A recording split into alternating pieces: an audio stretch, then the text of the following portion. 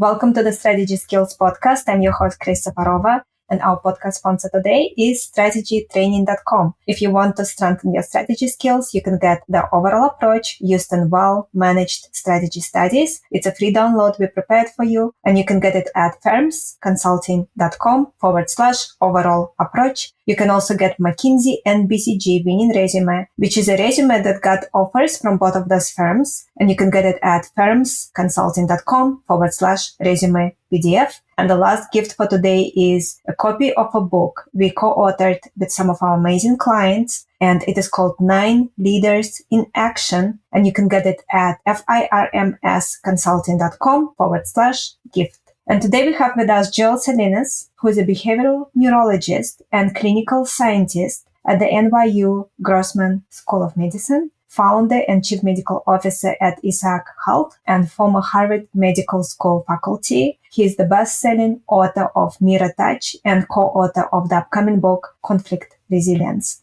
Joel, welcome. Thank you so much. Thank you for the invitation. Happy to be here. Joel, so you had an incredible career. Maybe we can cover a few key lessons from your career so far, and then we will dive right into the topic. Great. I think my career, would be easy to define as nonlinear.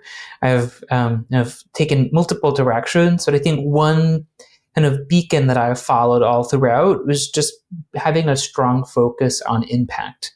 Always asking myself, how can I have the greatest impact on society or within the individual or across multiple individuals? And that's what drove me to develop an interest in biology and in brain science, and then more specifically within neurology and then behavioral neurology.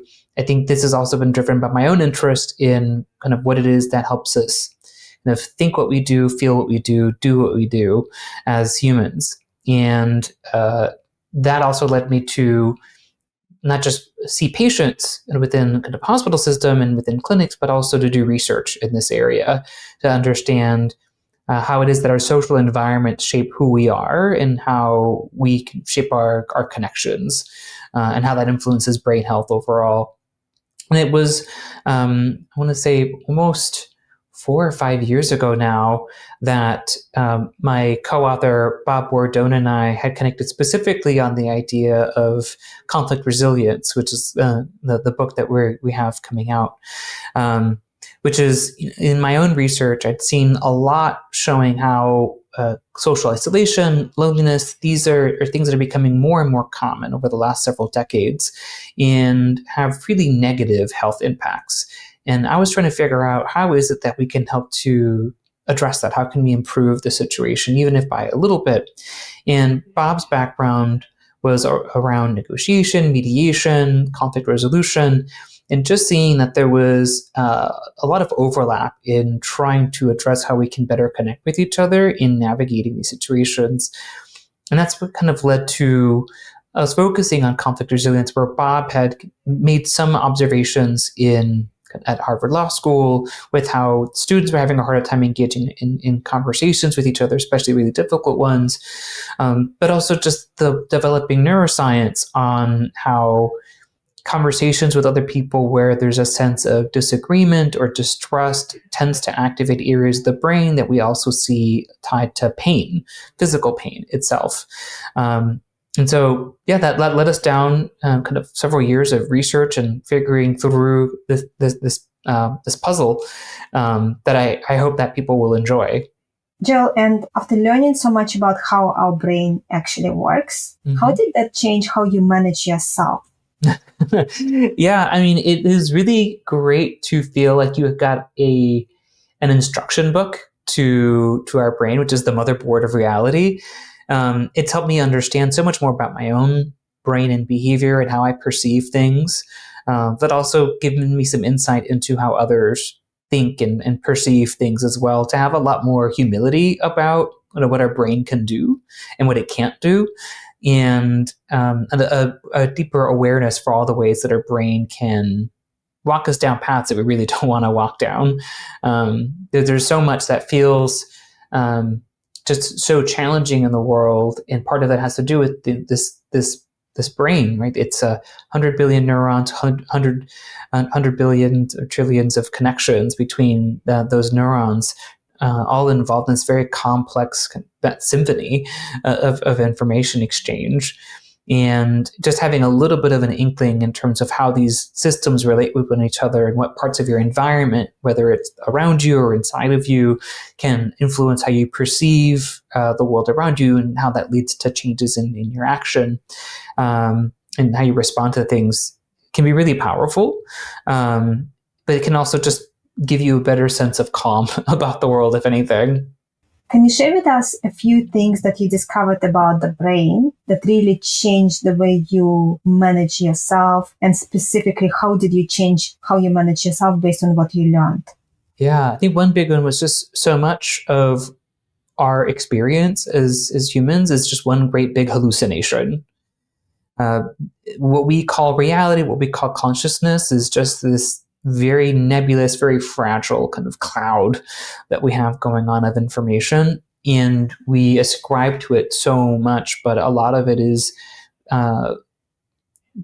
existing within just the connection between a few neurons. I still think back to when I first really, really fell in love with the brain was this lecture on the single neuron theory of consciousness, but the idea being that because our networks that are constantly active and information is being kind of shuttled along those pathways, at any given point, any single neuron could potentially dictate kind of who we are in the moment. And that's so transient.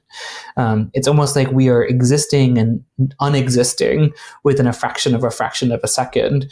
And to me, that was just a really big insight to have a better appreciation for what it is that we call reality and interaction and consciousness. And when you feel less tied to kind of the concreteness of the world around you, you have a little bit more openness to new ideas, new concepts, and you have a lot more flexibility around kind of what comes your way.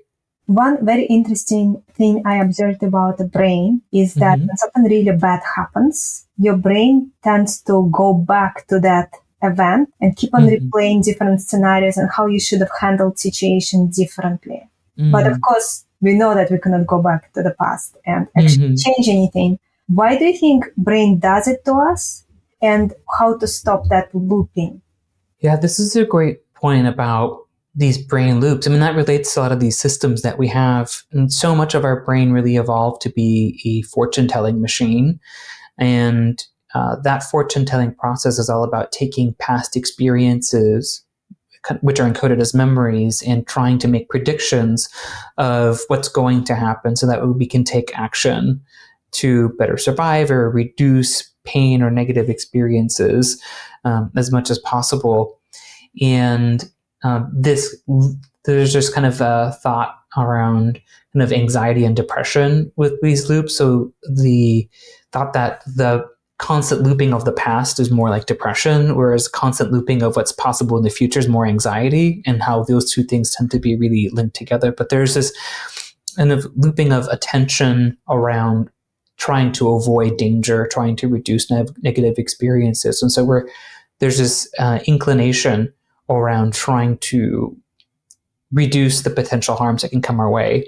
And so it's just very natural for our brain to walk down these same pathways over and over again, trying to see if you can find some way to avoid it more. But of course, just thinking about the issue over and over again doesn't necessarily mean that you're going to develop a better outcome. But there is a certain reward or kind of reassurance or kind of dopamine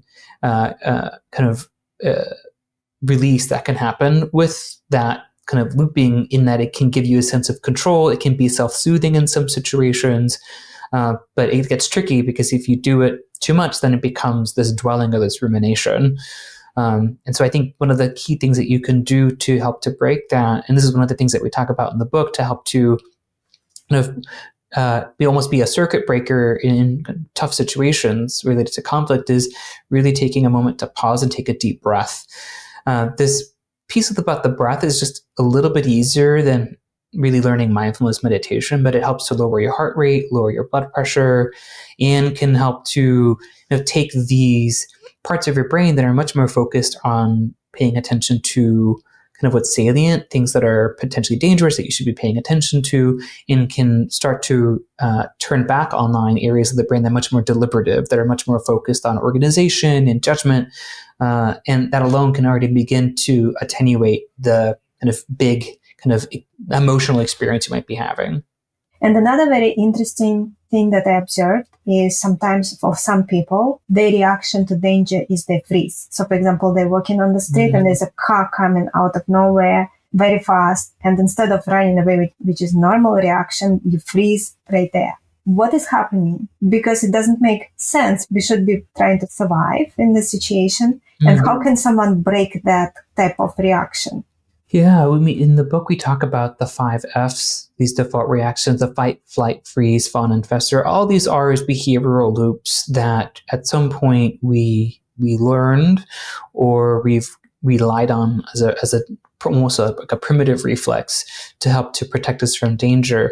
And as you can imagine, like the freeze reflex is a way, if we're kind of putting on our kind of like Neanderthal kind of hat on, it's a way to kind of be quiet and try to avoid the saber-toothed tiger, and avoid making any potential action that could harm you. And it's similar to kind of fleeing or fighting. These are all mechanisms that are really intended to help to eliminate the threat or to protect yourself in some way.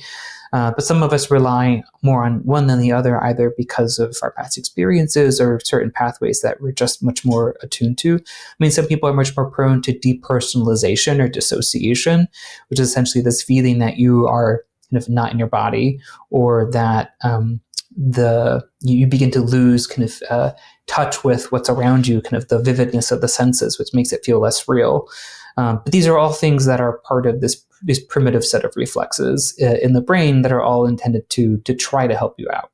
It's interesting you mentioned disassociation. That happens often with age. You stop feeling that it is your birthday. You stop feeling that it is New Year's Day or New Year's night. You stop really enjoying food as much, and you don't see things the way you used to see them as a child. What is happening there? How with age, it's very common for people to start becoming a little bit numb. Becoming numb to things around you. Yeah. So this way of numbing or dissociating, these are all related protective mechanisms. A lot of it relates to where you place your attention, whether it's done deliberately or unintentionally. And for some people, it's a way of helping to relieve kind of past trauma or some of these negative experiences by immediately taking your attention off of it. There's nothing inherently wrong with them, but if there is a particular issue that is potentially addressable through therapy or confronting a really difficult dialogue, like we really focus on in our book, you miss that opportunity if you're just kind of retreat into your own world and remove yourself from it and decrease the negative sensation that way. I mean, it can also have some benefit if you are overwhelmed by the experiences around you, or the potential threat of a tough conversation. It'll be harder for you to engage in it. So being able to, I wouldn't necessarily call it numb to it, but decrease the intensity of that feeling may actually suit you. So that way you can focus a lot more on making the best decision for you in the moment. What do you think our listeners need to know about conflict resolution to be better at it? Yeah, one thing that's really important with conflict resilience specifically, which is this ability to sit with and grow from the discomfort of disagreement, is that awareness is more than half the battle. So if you do any one thing to help to improve your ability to become more capable of engaging in conflict, it's to become more aware of how you're reacting to different conflict situations. We all respond to it differently depending on whether we're talking to family or friends or at a workplace, or we're talking to an authority figure versus somebody who's that we're romantically interested into. And that begins to give you a little bit of insight in terms of where you might struggle a little bit, but also that act in and of itself can decrease the intensity of those feelings that you might have, that feeling of aversion. I guess the other thing that I would highlight is, beyond awareness, is really focusing on the bigger, better offer, or the BBO, which is something that Judd Brewer talked about. But the idea is focusing on why you actually want to engage in the difficult situation or the difficult dialogue, that you can gain something from that. Because if you don't see any potential benefit from a difficult dialogue, it becomes much harder for you and your brain to really align on engaging with it. So if it's a difficult conversation with a loved one, really thinking about the connection or the relationship can be really helpful. Or if you want to think about, what are the consequences if you don't engage in the conflict? So, for example, like wanting to get a raise at work. And what are the consequences of you not engaging with the negotiation about getting a raise or getting a promotion? Those things can help to get your mind really focused on a very specific target, which can help to cut through a lot of that discomfort that we see that people often encounter with disagreements. What would you recommend to those of our listeners who don't feel comfortable with conflict and they try to avoid it and they try to adjust to the situation and please everyone as long as somehow conflict can be avoided? Yeah, I mean, it's a very normal experience. I mean, I also relate with being typically conflict avoidant. And I would say just really focusing in on what you can gain from the conflict, I think really does help quite a bit. I think oftentimes when we think about conflict, we think of it as a sign of failure or a drawback, or we think of how it'll displease somebody else, and that can be kind of harmful for the relationship. But the fact of the matter is, without conflict, there is no connection. And there's a certain degree of authenticity that comes from being comfortable with conflict and being able to say no. Because if you're constantly avoiding conflict, you're just kind of amassing this almost like debt of inauthenticity. You're not really communicating exactly what you want, even if you disagree with it. And part of what we talk about in the book is finding ways to be able to still empathize with the other side and be able to listen without endorsing their point of view. Related to conflict, what is the neuroscience behind grudges? I love this question. So grudges, I mean, we see it in nature, right? The ravens are one example of the birds that actually hold a grudge for a long period of time, but we see it a lot in humans, of course. And part of that is this mechanism, this fortune-telling kind of machine that we have in our skull.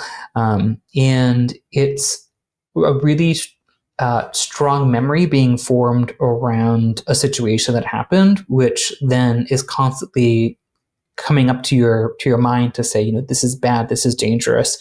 Try to figure it out. And the more you think about it, the more you ingrain those pathways in your brain. So that way it's just very easy to slip into that well-worn pathway of that rumination on the negative experience that you had, which is essentially kind of this grudge that you have, this ill intent or this resentment toward some other person for something that happened in the past. Our brain can be very good at remembering information that we think about a lot, like very, very high frequency information. So the more you loop this information, the more and more you get into this grudge mentality. That is interesting. It comes back to that question earlier today about looping. And let's say that it's a mistake that you feel you made, then that grudge will be against yourself. And the more you loop, the deeper the grudge. Can you go a little bit deep on how to break this looping and deepening of the grudge? I think a big part of that is one, always starting with that breath, kind of that pause, and then thinking about what you're looking to gain from the relationship or the interaction with the other person. Certainly you can continue to ruminate, but that's certainly not necessarily going to be supporting whatever your goals are. If you really focus on whether it is a sense of security or whether it is kind of bringing your family together, whether it is helping yourself to get a sense of success in the workplace, these grudges are a distraction more than anything, because they're not really helping you to introduce any new ideas. They're consistently warning you about what to do. And so the best thing that you can do is really focus on kind of what it is that you want to accomplish, and then focus on the reward of following that alternative pathway. Finding ways to shift that spotlight of attention to a new course, to a new path of what's possible, which I would say generally does involve some degree of conflict a lot of the time. When you engage in difficult situations, you're much more likely to find a new path that you didn't have access to before, because before that you were just thinking about or ruminating on the negative situation as opposed to acting on it to try to improve the situation for yourself.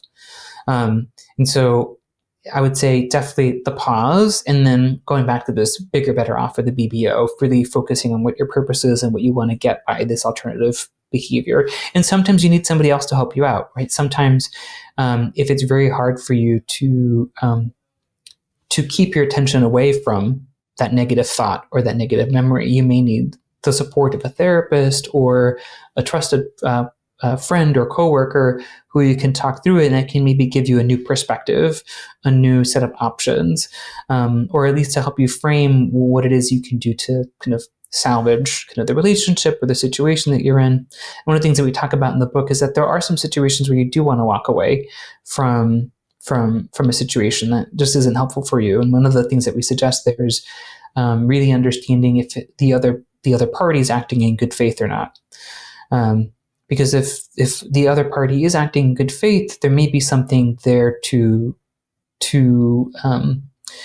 build on, or at least to develop, even if it means presenting new information and coming to a new understanding of reality that, myself and this other person will never see eye to eye on this.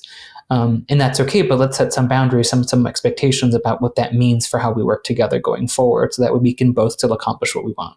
And is there a difference in how we approach conflict as we age?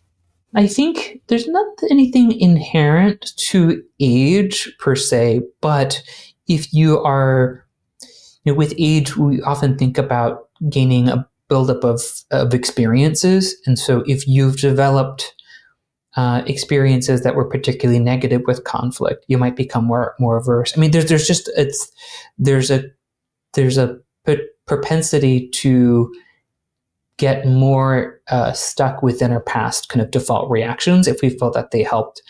But there are several people that might relate that as they've gotten older, they might care less about some of the hangups that they had before, like fear of approval from another person, or fear that a lack of success at work equated to a lack of value in themselves. So they may become a little bit more brave or a little less fearful to engage in conflict. They might have less to lose, and so they get less stuck on it. But I think each person's very different, and so it really depends on what they've learned through conflict and kind of what it is that specifically is holding them back. Joel, and as you studied how brain actually works, did it change your perspective on life? I know we touched on it a little bit, but could you expand on that? Yeah, I would say having an understanding about how plastic our brain is, how it's constantly shaping and changing, and it really has opened up my own mind to just appreciate how a growth mindset really is important, and how easy it is to allow our brain to change, because it's just happening without your effort. Your brain is constantly changing. So a lot of it is figuring out, well, what are the lessons that you want to incorporate in your life? What kinds of experiences you want to bring for yourself? And just like with conflict is a big one, in that it takes a lot of practice to get better and more comfortable with conflict. And having been very conflict avoidant for myself, just knowing that my brain is becoming more capable of engaging with conflict the more that I engage with that conflict, even if it's a matter of starting with small conflicts. My brain is doing the natural work of kind of unlearning things that weren't helpful before, and rewiring and reprogramming, so that way I'm more adept the next time that I encourage a conflict, so that way I can engage in progressively more and more challenging situations over time. What do you want people to take away from the book? I want people to take away that regardless of how comfortable you are with conflict, book is relevant for you because conflict is everywhere. And I see it as a skill set, kind of like how we think about emotional intelligence. I think it's something that is relevant to people in their own personal relationships, but also in their professional relationships. I think it's a book for leaders in particular who are going to need to engage, and especially now, with very, very challenging conversations and disagreements among people, with the understanding that the conflict resolution, as much as we want it, isn't always going to be possible. What's more possible and is likely to be more fruitful is this conflict resilience, the ability to kind of be with the disagreement and that discomfort and to find ways to grow from it, because there's no other way that we can really find a path forward otherwise. Joe, thank you so much for being here. I know we don't have much time today, but it was a very interesting conversation. And I'm looking forward to future books you will be writing. And I would love to learn more and more about how our brain works and how we can manage ourselves and our teams better and achieve more as leaders. Where can our listeners learn more about you, buy your book, anything you want to share? Yeah, they can find Conflict Resilience wherever they buy books. You can also go to conflictresiliencebook.com. And if you'd like to learn more about myself, you can go to joelsalinasmd.com, or you can find me on any social at joelsalinasmd.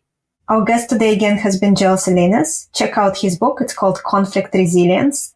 And our podcast sponsor today is strategytraining.com. If you want to strengthen your strategy skills, you can get the overall approach used in well-managed strategy studies. It's a free download to be prepared for you, and you can get it at firmsconsulting.com/overall approach. You can also get another gift, McKinsey and BCG winning resume, which is a resume that got offers from both of those firms. You can get it at firmsconsulting.com/resume PDF. And the last gift is a copy of a book I co-authored with some of our amazing clients, and it is called 9 Leaders in Action. And you can get it at firmsconsulting.com/gift. Thank you everyone for tuning in, and I'm looking forward to connect with you all next time.